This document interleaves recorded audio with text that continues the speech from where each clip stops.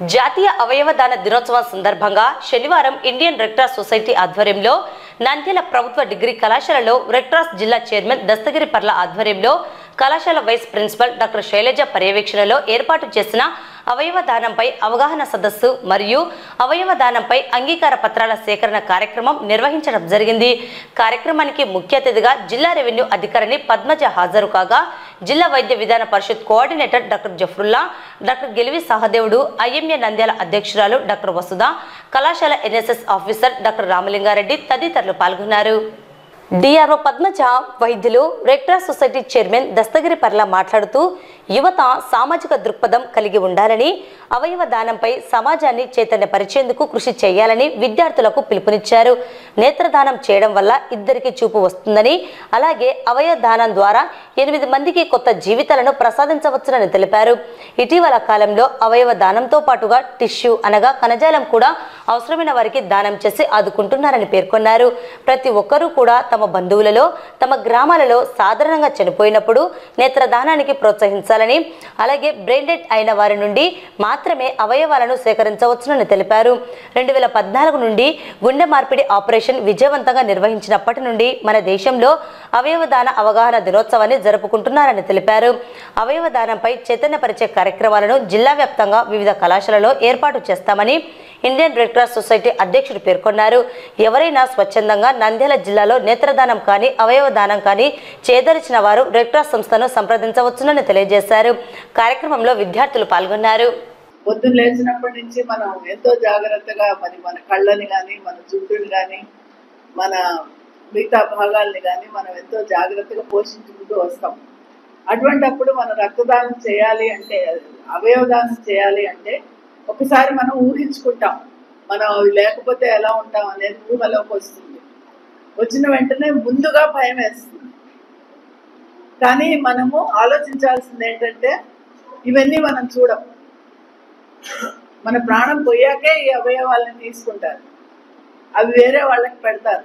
అందువల్ల మనం చూడని అవయవాల గురించి మనం ఆలోచించాల్సిన అవసరం ఉందా లేదా అనేది ఒకటి ఆలోచించాలి మనం. అవునా కాదా? ఒకవేళ ఎవరైనా యాక్సిడెంట్ కానీ, బ్రెయిన్ డెడ్ అంటే మనిషి ప్రాణం లైట్ గా ఉంటది కానీ వాళ్ళు ఇంకా కోలుకొని బ్రతకడానికి వీల్లేని పరిస్థితులు ఉంటాయి కొన్ని. అలాంటప్పుడు చాలా దుఃఖంలో ఉంటది ఫ్యామిలీ అంతా. కానీ ఆ దుఃఖాన్ని మీరి మనకి ఈ ఆలోచన రావాలి, మనం ఆర్గన్ డొనేషన్ చేయొచ్చు. ఈ చేయటం వల్ల ఆ అవయవ లోపం ఉన్న వారు ఎవరికో జీవితం ఇచ్చినట్టే అవుతుంది. ఈ పర్సన్ కి సెకండ్ లైఫ్ ఇచ్చినట్టే అవుతుంది. మన వాళ్ళు ఎక్కడో బ్రతుకున్నట్టే లెక్క కదా. సో ఇది గుర్తు పెట్టుకోవాలి అంటే అప్పటికప్పుడు గుర్తు రాదు. చాలా ఇష్టమైన మన వాళ్ళు పోయినప్పుడు చాలా దుఃఖం ఉంటది ఫ్యామిలీకి. కాబట్టి ఈ డిస్కషన్ ఫ్యామిలీలో, ఫ్రెండ్స్ లో, బంధువుల మధ్యలో ముందే జరగాలి. కాబట్టి ఈ డిస్కషన్ ఎంకరేజ్ చేయడానికే ఈ అవగాహన సదస్సులు ఇవన్నీ మిమ్మల్ని స్టిమ్యులేట్ చేయడానికి. మీరందరూ ఇవి పాటించి ఇంకా ముందుకు తీసుకెళ్తారని కోరుకుంటున్నాను. పెద్ద సమస్య ఇది. ఈ అవయవ దానంలో డోనార్స్, ఈ రిసిపియన్స్, ఈ రెండింటికి బ్యాలెన్స్ గా కేంద్ర ప్రభుత్వ ఆధ్వర్యంలో జూన్ మాసంలో ఈ సంవత్సరంలో అజ్జా అని చెప్పేసి అవయవ అంగ్ జన జాగృత అభియాన్ అని చెప్పేసి ఒక కార్యక్రమాన్ని కేంద్ర ప్రభుత్వంలో తీర్మానం చేశారు. విరివిగా అన్ని సొసైటీస్లో, ప్రతి ఊర్లో, ప్రతి చోట దీని గురించి మాట్లాడి దీని మీద అవగాహన పెంచడానికి ఈ కార్యక్రమాన్ని చేపట్టారు.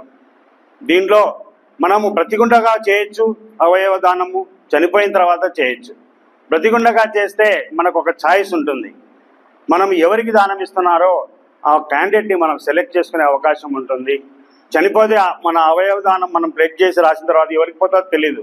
అది కూడా పుణ్య కార్యక్రమమే. దాదాపు 8 మందికి ఒక శరీరంతో మనం పునర్జీవనం కావించవచ్చు. కానీ ఈ పునర్జన్మ అనేటువంటి ఈ మైథాలజీలో, స్పిరిచువల్గా మనకు పాత పురాణాల్లో పూర్తిగా మనం వచ్చినట్లుగానే పూర్తిగా పాతి పెట్టడం కానీ పంపిస్తే స్వర్గము మోక్షము అనేటువంటిది ఆ అపోహలతో ఉన్న తరుణంలో వాళ్ళని చైతన్యపరిచి ప్రతి అవయవాన్ని మనం దానం ఇచ్చే విధంగా, ప్రతి అవయవాన్ని వేస్ట్ కాకుండా, ఇప్పుడు కిడ్నీలో చూసుకుంటే డయాలిసిస్ పేషెంట్ చూస్తే బాధేస్తుంది. ఒక కిడ్నీ ఉండగానే మనకు 2 కిడ్నీలు ఉన్నప్పుడు దేవుడు ఒక కిడ్నీని దానం చేస్తే ఒక కిడ్నీలో డయాలిసిస్ ఉన్న పేషెంట్కి మనం జీవనదానం చేసినట్టు అవుతుంది. అట్లానే కొన్ని మనం లివర్ అనేది మనం ఒకటి, కానీ దాంట్లో కొంత పార్ట్ తీసి వేరే వాళ్లకు డొనేట్ చేస్తే అది మనకు కావాల్సినంతగా ఇచ్చిన వానికి కూడా పూర్తి స్థాయిలో పెరిగిపోతుంది కొంతకాలంలో. అదేవిధంగా మనం ఇచ్చిన కొంత భాగమే పూర్తి స్థాయికి ఆ సైజుకు చేరుకుంటుంది. అందులో భాగంగా ఈరోజు ఒక ఆర్గాన్ డొనేషన్ రిజిస్ట్రేషన్ ఫామ్, ఎందుకంటే ఇందాక ఈ పద్యంలో చెప్పినట్టుగా మనం తదనంతరం మనం చనిపోయిన తర్వాత మట్టిలో మన శరీరం కలిసిపోతుంది. అలా కలిసిపోకుండా మన శరీరంలో చనిపోయిన తర్వాత కూడా దాదాపు 4 నుంచి 6 గంటలు మన కళ్ళు బతికే ఉంటాయి. ఒకరి రెటీనా తీయడం వల్ల ఇద్దరికి చూపును ప్రసాదించవచ్చు, ఒకరికి కళ్ళు దానం చేయడం వల్ల. కాబట్టి ఇవన్నీ కూడా వీటితో పాటుగా మన శరీరంలో ఎవరైనా సడన్ గా యాక్సిడెంట్ లో కానీ బ్రెయిన్ డెడ్ కానీ అట్లా అవుతుంటారు. అలాంటప్పుడు 8 అవయవాలు మనం దానం చేసి 8 మందికి జీవితాన్ని ప్రసాదించవచ్చు. అలాగే ఇప్పుడున్న టెక్నాలజీతో అవయవాలే కాకుండా టిష్యూస్ కూడా, మన కణాలు కూడా దానం చేస్తా ఉన్నారు, చాలా వరకు చూస్తా ఉన్నాము.